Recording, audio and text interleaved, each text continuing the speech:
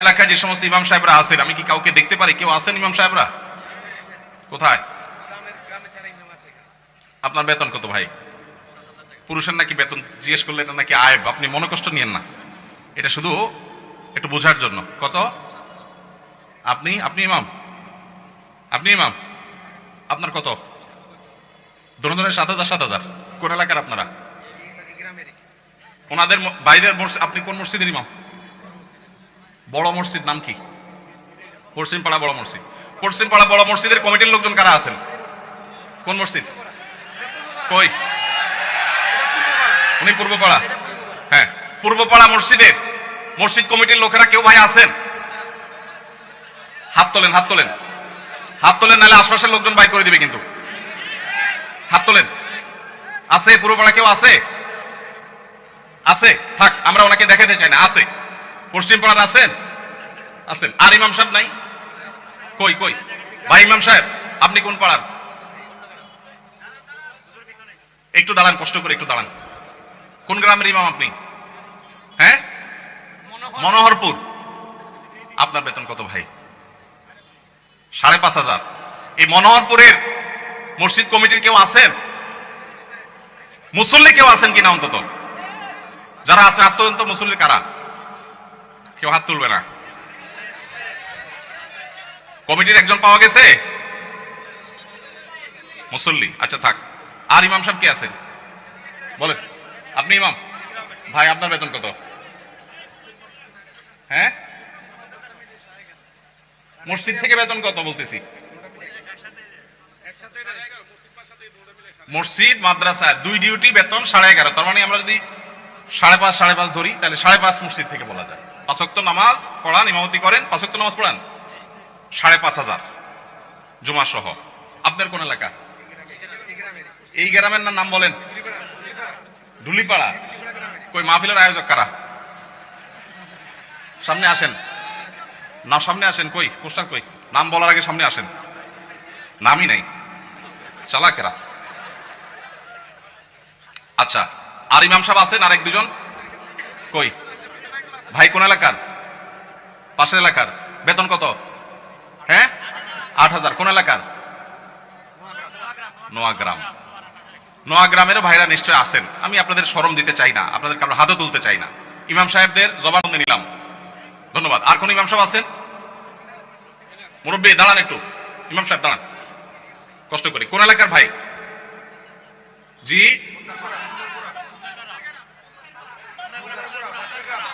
এতজন বললে কেমনে বুঝবো?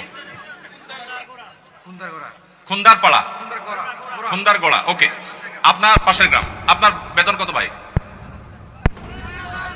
6,000। বসেন ভাই রে। প্রশ্ন প্রসঙ্গে চলে আসলো, এতজন ইমামের জবানবন্দি আমরা নিলাম। হয়তো খুঁজলে আরো 10-20 জন ইমাম পাওয়া যাবে। অনেকে হয়তো চক্ষু লজ্জায় হাতটা উঠাচ্ছেন না, বলছেন না। ভাইয়ের আমার, এটা আমাদের জন্য, বাংলাদেশের মানুষের জন্য লজ্জা, অনেক বড় লজ্জার বিষয়। পৃথিবীর অন্য যে কোনো দেশের সাথে আপনি যদি তুলনা করেন, শুধু সৌদি আরবের কথা যদি বলি, আমি 10 বছর সৌদি আরবে ছিলাম। আমাদের শেখ সাইফুল্লাহ মামুন ভাই দীর্ঘদিন সৌদি আরবে ছিলেন।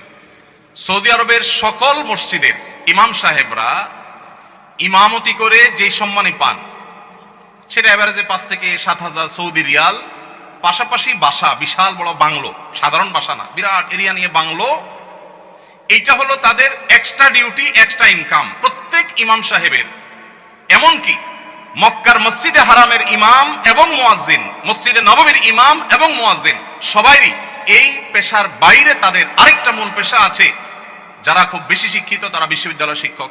যেমন মসজিদে হারাম মক্কার যদি বলেন একজন একজন করে সমস্ত ইমামদের কথা বলা যাবে প্রায়, যে সবাই প্রায় কোনো না কোনো হয় আদালতে বিচারপতি, আর না হলে কোন বিশ্ববিদ্যালয়ের প্রফেসর। এটা মসজিদে হারাম শরীফের ইমামদের কথা বলতেছি, সব পিএইচডি হোল্ডার, বড় বড় আলেম, হয় জাজ, জাস্টিস অথবা বিশ্ববিদ্যালয় শিক্ষক।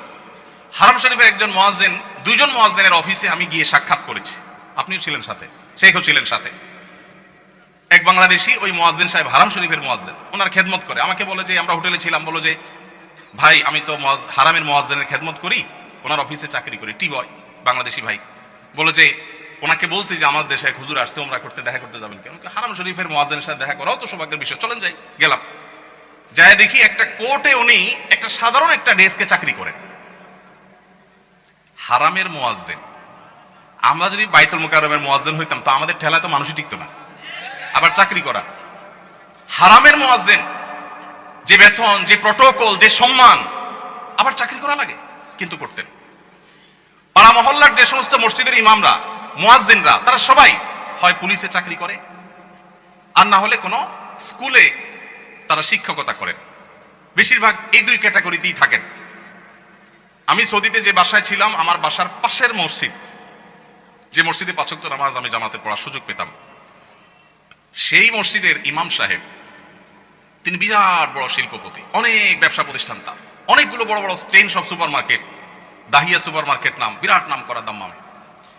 ভাইরে, ইমাম সাহেবদের অন্য বড় বড় চাকরি এবং ব্যবসা থাকার পরও মসজিদ থেকে তাদেরকে বাংলো এবং বিরাট বড় সম্মানে দেয়া হয় সৌদি আরবে। আপনি বলবেন সৌদি আরব মানুষের বেতন অনেক বেশি, বেতন অনেক বেশি এই জন্য বাড়াই অনেক বড়টা দেয়, বেতন অনেক বেশি এই জন্য টাকা, বাংলাদেশি টাকায় ১.৫ লাখ ২ লাখ দেয়, এটা হলো সেকেন্ড ইনকাম, তার ফার্স্ট ইনকাম আরেকটা আছে।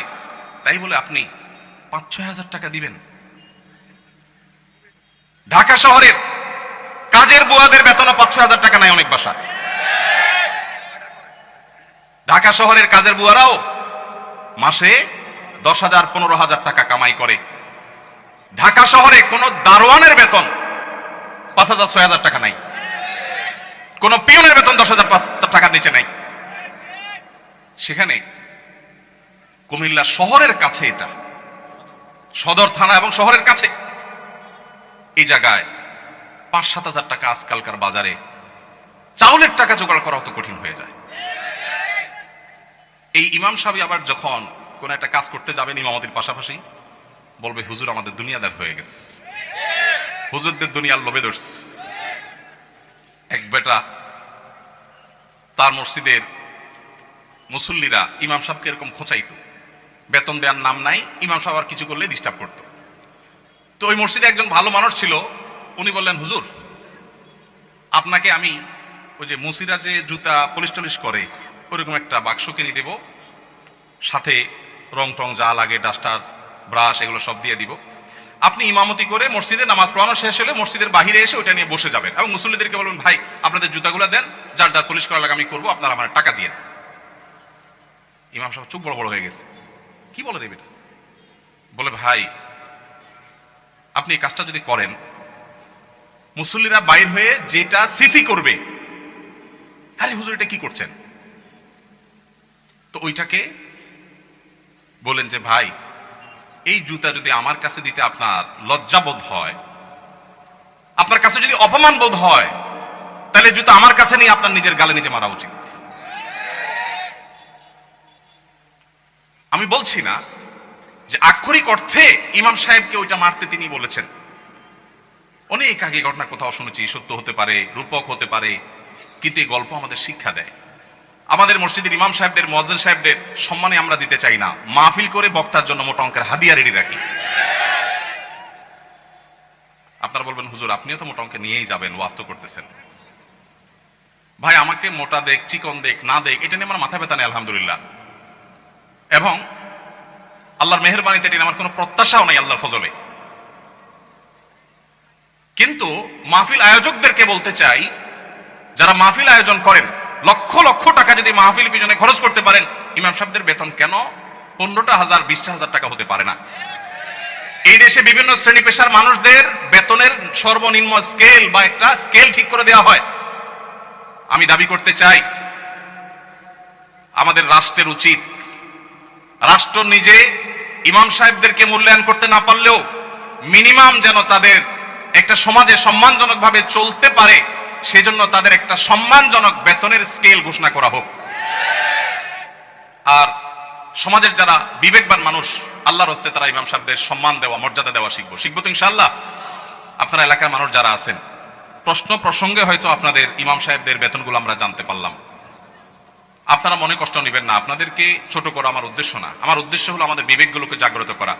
কোনো মসজিদ কমিটির লোকজন যদি এখানে থাকেন, তাহলে আমি আপনাদেরকে বলবো, এমনকি মুসল্লি ভাইরা যারা আছেন তাদেরকে বলবো, মসজিদে গিয়ে এটা নিয়ে দাবি তুলবেন, ইমাম সাহেবের সম্মানজনক বেতন নিশ্চিত করতে হবে ইনশাআল্লাহ। কোনো মুসলমান সমাজে এটা হতে পারে না। সৌদি আরবের কথা আমি বলেছি, সৌদি আরবেরটা আমি কাছে থেকে দেখেছি, এই জন্য আমার মনে হয় না পৃথিবীর অন্য কোনো মুসলমান সমাজে মানুষের গড়ে একজন রিক্সাওয়ালাও 10,000-এর বেশি ইনকাম করে, সেই সমাজে ইমাম সাহেবের বেতন 4,000 5,000, এটা কোনোদিন গ্রহণযোগ্য হতে পারে না।